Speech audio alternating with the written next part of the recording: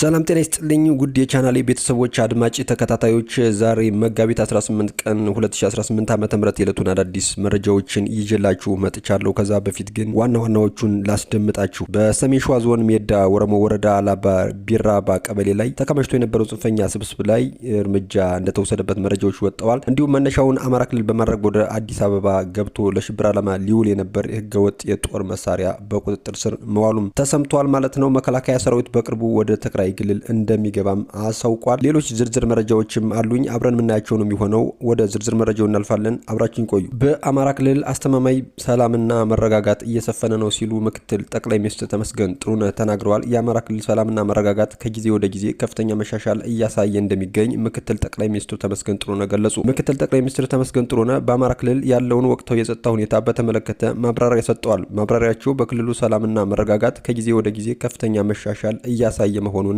ገልጸዋል። በክልሉ የተለያዩ አካባቢዎች ከከተሞች እስከ ገጠር ባደረኩት የመስክ ምልከታ የክልሉ ሰላም መሻሻል ማሳየቱንም ገልጸዋል። በክልሉ ያለው ሁኔታ ቀደም ሲል በማህበራዊ ሚዲያዎች ከሚነገረው በተለየ መልኩ እጅግ የተረጋጋ መሆኑንም ገልጸዋል። አሁን ያለው ችግር ከጸጥታ ስጋት ይልቅ የአስተሳሰብ ግድፈትና በማህበራዊ ሚዲያ የሚናፈሱ መረጃዎች የፈጠሩት የስነልቦና ጫና መሆኑንም ጠቁመዋል። ቁጥራቸው በዛ ያሉ ታጣቂዎች ወደ ማህበረሰቡ ተቀላቅለው ሰላማዊ ህይወት መጀመራቸውንም ገልጸዋል። በተለይም ታጣቂ አመራር አባላት የተከናወኑ የልማት ስራዎችንም ጎብኝተዋል።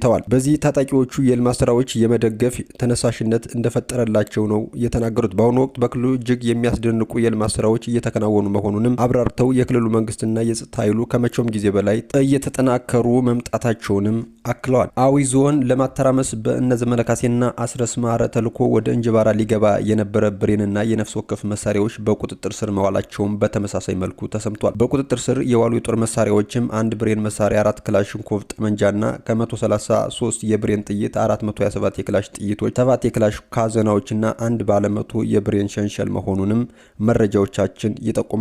ወላኛው ዝርዝር መረጃችን ስናልፍ በሰሜን ሸዋ ዞን ሜዳ ወረሞ ወረዳ አላባ ቢራባው ቀበሌ ላይ የተከማቸው የነበረው የጽንፈኛ ስብስብ አዳሩን በቀለበት ውስጥ ገብቶ ሲቀጠቀጥ ማደሩም ተሰምቷል። የጽንፈኛ ቡድን 50 ኪሎ ግራም ጤፍ ከእያንዳንዱ አርሶ አደር ሲሰበስብ የቆየ ቢሆንም የማህበረሰቡን ጩኸት የሰማው ጀግናው የሀገር መከላከያ ኃይል መሳሪያዎችንም መማረክ መቻላቸውን መረጃዎቻችን ይጠቁማሉ። የራሚያ ዙሪያ ማህበረሰብ በዚህ ጽንፈኛ ቡድን ከባድ የገፍ የተፈጸመበት ከሆኑ ጋር ለጥምር ጦሩ መረጃ በመስጠት የጸረ ሰላም ኃይሉን ፍጻሜ ለማፋጠን በርብርብ እየሰሩ እንደሚገኝም መረጃዎቻችን ይጠቁማሉ። መነሻውን አማራ ክልል በማድረግ ወደ አዲስ አበባ ገብቶ ለሽብር ዓላማ ሊውል የነበረ የህገወጥ የጦር መሳሪያዎች በቁጥጥር ስር መዋላቸውም ተሰምቷል። መነሻውን ከአማራ ክልል ያደረገው ተሽከርካሪ ከህገወጥ 8 ክላሽ እና 151 የክላሽ ጥይት፣ 17 የብሬን ጥይትና 7 የክላሽ ካዘና ጭኖ በድብቅ ወደ አዲስ አበባ ከተማ ለማለፍ ሲሞክር ለገጣፎ ኬላ ላይ የኢትዮጵያ ፌዴራል ፖሊስ ባደረገው ጠንካራ ፍተሻ ከነተጠርጣሪዎቹ በቁጥጥር ስር ውለዋል። በተመሳሳይ መነሻውን አማራ ክልል ባህር ዳር ከተማ ያደረገ ተሽከርካሪ በእንቁላል ካርቶን ውስጥ 988 የክላሽ ጥይት፣ 1 የብሬን ህገወጥ ጥይቶች ደብቆ ወደ አዲስ አበባ ከተማ ለማለፍ ሲሞክር በሱሉልታ ኬላ ላይ የኢትዮጵያ ፌዴራል ፖሊስ ባደረገው ጠንካራ ፍተሻ ከነተጠርጣሪዎቹ በቁጥጥር ስር መዋሉም ታውቋል። የኢትዮጵያ ፌዴራል ፖሊስ በተሰማራበት የግዳጅ ቀጠና ሁሉ የተሰጠውን ግዳጅ በታማኝነትና በቁርጠኝነት የተወጣ የሀገርን ሰላምና ደህንነት እያስከበረ የህገወጦች እኩይ ዓላማ ከግብ እንዳይደርስ የበኩሉን ድርሻ በጀግነት እየተወጣ ይገኛልም ተብሏል። በመጨረሻ ወደ ምናየው ዝርዝር መረጃችን ስናልፍ በመከላከያ ሰራዊት በቅርቡ ወደ ትግራይ ክልል እንደሚገባ አሳውቋል። የመከላከያ ሰራዊት ወደ ትግራይ ክልል እንደሚገባ ለትግራይ ባለስልጣናት ማሳወቁ ተሰምቷል።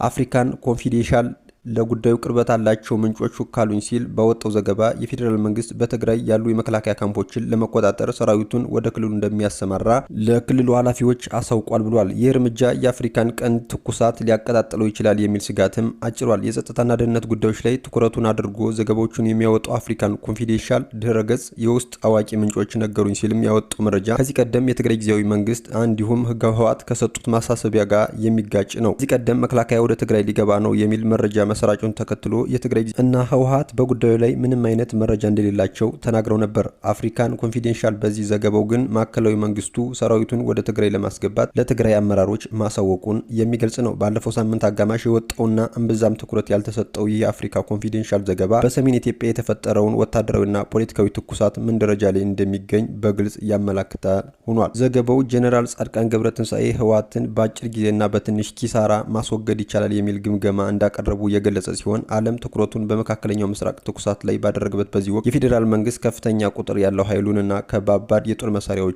ወደ ትግራይ ማስጠጋቱንም አትቷል። በሰሜን ኢትዮጵያ አዲስ ግጭት ከተቀሰቀሰ ሁለት አይነት ውጤት ሊኖረው እንደሚችልም የሚጠቀስ መረጃ ምናልባትም አስመራ ያለውን መንግስት እስከ መገልበጥ የሚደርስ ውጤት ሊኖረው ይችላልም የሚል አንዱ ነው። እርምጃው ከከሸፈ ደግሞ በኢትዮጵያ የአማጺዎች እንቅስቃሴ እየጠነከረ የሚሄድበት እድል ሊፈጠር ይችላልም ተብሏል። አድማጭ ተከታታዮች ለሰዓቱ ይዤላችሁ የመጣሁት አዳዲስ መረጃ ይመስላል። በሌሎች አዳዲስ መረጃዎች እመለሳለሁ። እስከዚያው ግን መልካም ቆይታ